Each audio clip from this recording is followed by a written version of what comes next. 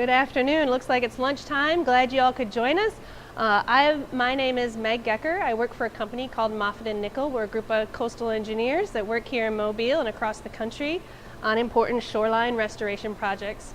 So today I've been asked to talk about a project that's happening over in Bayou La Batre, Alabama, and the project is called the Lightning Point Shoreline Restoration. This is a large-scale restoration project that actually was initiated almost 3 years ago, and this is being funded by oil spill money with the National Fish and Wildlife Foundation Gulf Environmental Benefit Fund. This was a fund set up to help restore those resources that were injured by the oil spill some 10 years ago now. So first I'm going to start out with showing you the shoreline. This is the Bayou La Batre ship channel that runs into the city where all of the shrimp boats are situated. This map, if you can see the red line, shows the 1916 shoreline. And you're going to see how coastal erosion affects our shorelines. Here is the 1954 shoreline. This is the yellow line here. Now check out that red star as we move through. This is 1997. Now watch as we move in. This is 2006. This is 2011. Watch the shoreline retreating.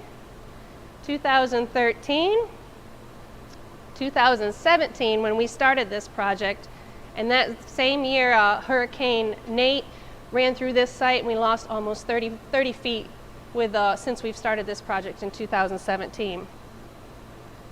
So the most important person on this project or group on this project is the Nature Conservancy. This is their project. Mary Kate Brown could not be with us today because of the storm we just experienced. But if Mary Kate were here, she'd be presenting a lot of this. The Nature Conservancy had an idea. They wanted to restore this area, both for the environment and for the people of Bayou La Batre. And we were asked to give them a conceptual design. And this is how this project first started, is with a lot of good ideas and a lot of smart people. So the Nature Conservancy leads this project, and we're the engineers that help them put together the design. So one of the very first phases that you have to do is you have to get all of the partners in one room. And there's a lot of partners on this project. ADC&R, which is the Alabama Department of Conservation and Natural Resources, they were a large part of this project because they own a lot of the conservation lands that are to the west. Mobile County is a part of it. They also own some of the land there that's under conservation. The city of Bayou La Batre is there. This is one of their only points of access to the water. A wonderful boat ramp there, but it needs to be protected, and we were able to put in habitat to protect that boat ramp. The Dolphin Eye and Sea Lab was an important part of this project and will be into the future. They did a lot of the pre-monitoring and the post-construction monitoring as well that'll happen for the next 5 years. We also had the Mobile Bay National Estuary Program at the table. So all of these groups are very important in driving the coastal restoration that happens with a lot of this oil spill money. So we all got in a room and decided exactly what we wanted for this project. So these are the tenets and the mission that we wanted to achieve with this project. We want to revitalize the locally important waterfront area at Lightning Point by restoring, enhancing, and protecting the shoreline habitats, and by providing improved community access. We really wanted to make this a community front porch, as it already is, but to enhance it for the people of Bayou La Batre and those people of South Mobile County. So that's a little bit hard to see, but some of the key project components, the very first one is shoreline protection. We designed 1.5 miles of breakwaters that help protect almost 40 acres of marsh. We also were asked to do a public access. There's walking paths that were designed, and hopefully in the future some parking lot improvements so people can access the boat ramp and the natural features of the bayou. We also wanted to beneficially use dredge material. The federal ship channel and a lot of these areas are dredged frequently, and it seems silly not to use that sediment beneficially to help restore marsh areas. The fourth component is we want to make sure that when we invest in these large scale ecosystem restoration projects that we're there for the long term. And so we've also been able to put a plan together to help make sure this site is there and sustainable for many future generations. All right, the next step we did almost 2 years ago now. All engineers need to do investigations to make sure these projects happen. As you can imagine, the coastal area is very dynamic. We had to go do geotechnical investigations. That means just testing the sediment to see how firm it is or soft. We also had to do cultural resource investigations. There's a lot of history on the shoreline and we need to make sure we preserve it. We also had to do natural resource investigations. There is seagrass near this site and other natural resources that we wanted to make sure were preserved and or enhanced. And then some of the specific things we need to know, bathymetry, which is how deep the water is. And so all of these help drive the engineers who do the important details on these projects. So the next phase was the engineering and design phase. We started this almost 2 years ago now. We have some very smart people that do modeling that make sure the wind and the waves are determined so we can make sure we make these breakwaters just right to protect the site. We also had to take into account the sea level rise that will happen at this site and to determine the dredge material that was there and how we can use that dredge material to create marsh. Also very important in this project was the environmental side of this. There were some very specific species of interest for the groups involved, whether it was birds or diamondback terrapins. We'll talk about that in a little bit. So these were really important aspects that the Nature Conservancy wanted us to cover, and so that the restoration project was important to those species of interest. We also needed to design a managed access parking lot. This is to make sure that people stay where people are supposed to and the animals get their spots as well. We helped to design a parking lot that is LID, a low impact development or a green infrastructure parking lot. That involves having pervious surfaces so the water can go in instead of just running off into the bayou. So lots of little features there that went into that parking lot design. So some very, very smart engineers and scientists all got together to do this almost year-long process of engineering. I'm going to go through a few slides, and if you want the details, you can always get this presentation later. These are some real specifics that some very smart people helped me do. We have to take into account on any of these projects the relative sea level rise. And then we also have to look at subsidence, make sure whatever we put down here isn't going to sink into the ocean. This is some data that we also captured. It all goes into the engineering and design. We also have some really interesting probabilistic relative sea level rise models that estimate what the sea level rise will be at this site. We chose an intermediate level, so imagine a site that's only 2 feet above sea level. Well, in the next 40 years, it'll be another foot higher, almost 0.8 feet higher. That's a lot, especially when you have waves like we did yesterday at 3 or 4 feet above that. So really important data to include into your design and how you want to protect a site. We also had some very smart engineers do some modeling. We needed to figure out how high and how big to make the breakwaters to protect the marsh habitat that we were hoping to restore. In the end, that's another complicated one. In the end, this is the breakwater dimension we came to based on the modeling and on the relative sea level rise that I just described. So these, in the end, these breakwaters that are now in the water are some 3 foot high. They're probably about 1 foot of it that's out of the water at a normal tide level. Let's see. And in the end, this breakwater size will protect the marsh at a normal operational wave, not a storm wave like we saw last night. So these breakwaters are there to help protect the marsh behind them during a normal wave events. This is the breakwater configuration that we decided on, and you'll see some videos soon that show this in action in the water. And this is some of the modeling that you can see in a color-coded way. The light blue color behind the breakwaters show how the breakwater will break down that higher wave level, which is the more orange and green color that comes in.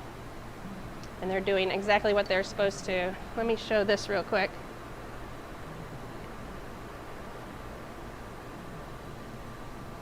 I don't know if you can see that very well. This is a simulation that shows the waves hitting the breakwater and then dissipating behind it.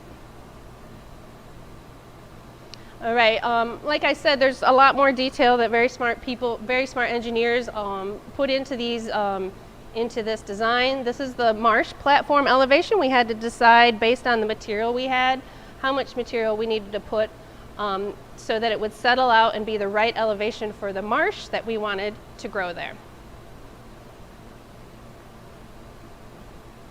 Another really important feature of this project was to build tidal creeks. We didn't want to just have a solid marsh platform. We wanted to have many different habitats.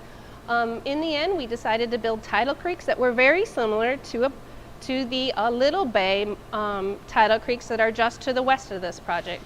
So another very smart engineer took these tidal creeks and he broke them down into little watersheds, and then he superimposed them onto our site so we could design very similar tidal creeks to what is seen in nature. We obviously want to do the best we can as humans to let nature then do its thing. So we worked on how deep to make the tidal creeks, how long to make the tidal creeks, and how big to make their watersheds so that they drain with the tide in and out into Portersville Bay.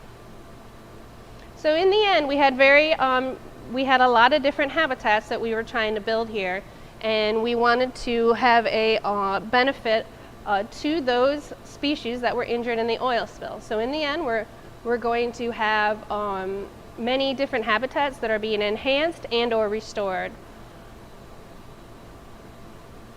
Like I said, there were other species of interest. The diamondback terrapin is one species of interest. The University of Alabama at Birmingham studies the diamondback terrapins here in South Mobile County.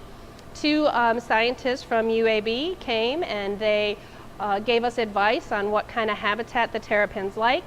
And they also collected their eggs as part of their research, and they're growing these terrapins now that'll be released at the site hopefully in another year when some more of this habitat is grown up. So that's very exciting to see the terrapins making a comeback here in South Mobile County. There's also many birds that we were hoping to enhance bird habitat, such as oyster catchers, least terns. Very exciting news. We had least terns nesting at the site and little ones hatching recently, so we're watching that. We're hoping the storm this last weekend didn't have too many effects on the least terns, but hopefully they come back and nest for a few more months. There was lots of skimmers that have been out there, herons, egrets, and ibis, that we all hope this habitat becomes a special place for them to use. Like I said, we also designed public access with parking lot, trails, pavilion, a spot where people can fish and enjoy this marsh habitat that's been created passively and hopefully so they can get their boat in the water and enjoy it from the water. This is an example of what was designed but not yet funded for the parking lot there in Bayou La Batre. All right, so in the end, this is what an artist that works for us was rendered. This is what we hope it looks like in 3 or 4 years. First, there was the shoreline protection with the segmented breakwaters. Then there was habitat creation, both over on the west side of the Bayou Ship Channel and on the east side. There's also the parking lot improvements. And then beneficially using sediment material. I glossed over this a bit, but there's on the west side of the Bayou Ship Channel there was an old placement area that the Corps used, and we were able to reuse that material to build some of the marsh on the west side. And then where you see the 5 out in the water, that's an area where material is disposed, or I should say placed, when dredging the channel that we were able to use to build the marsh behind the breakwaters. As you can imagine, this has a lengthy permitting process as well. You can't just go do what you want anywhere in the water. And so we went through many months of working with the Corps of Engineers and the state of Alabama to make sure we got the proper permits to do this project. I think I talked about this. All right, so right now we're in the middle of construction. I'm going to show you some videos of this. We will be done hopefully by the end of July. With all the planting of the site, and then we will continue to monitor the site with the Dolphin Eye and Sea Lab over the next 5 years to learn about these kind of restoration projects and how they grow and how they succeed over the years. So this is a rendering of how the construction went, and then I'm going to show you some video. Whoops. This is how the site looks currently. Then this is how the breakwaters went in, the marsh goes in, the tidal creeks get cut, and then we hope the marsh all grows in once it's planted. All right, I'm gonna switch and show you some footage of how it looks as of April 27th. So this is how the site actually looks, surprisingly just like the renderings, but you can see the tidal creeks have been cut in this first phase.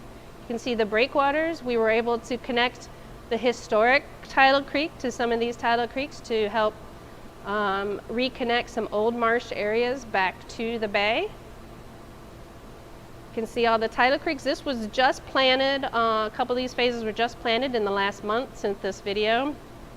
The second phase of this project that you're looking at on the screen now has since the tidal creeks have been cut.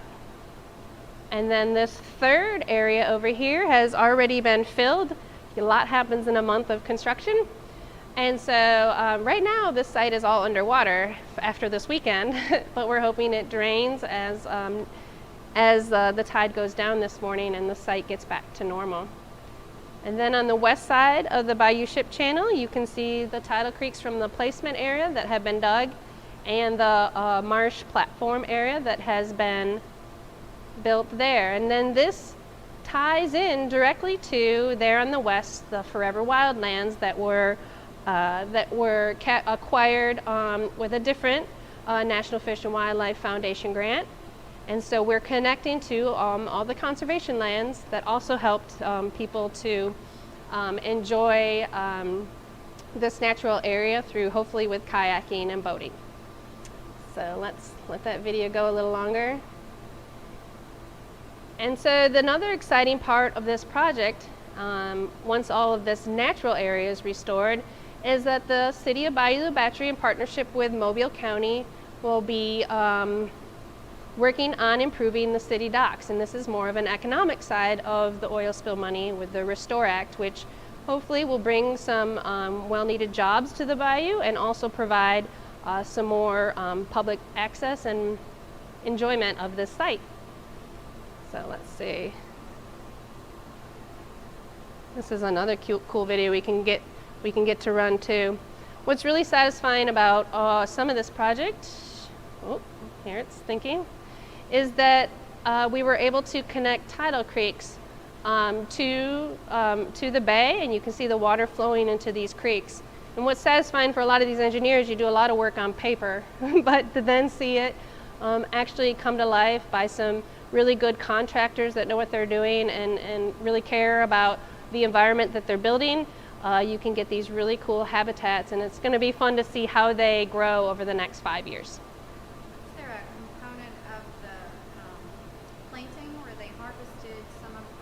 Yes, good one, Mendel. Okay, so another part of this project, and there were a lot of partners, so I'm sure I've left out a few, but the Elva Bryant High School students came out and they were able to salvage plants from the West Marsh creation area. They then took those plants to their greenhouse at the high school, and they've been growing them ever since.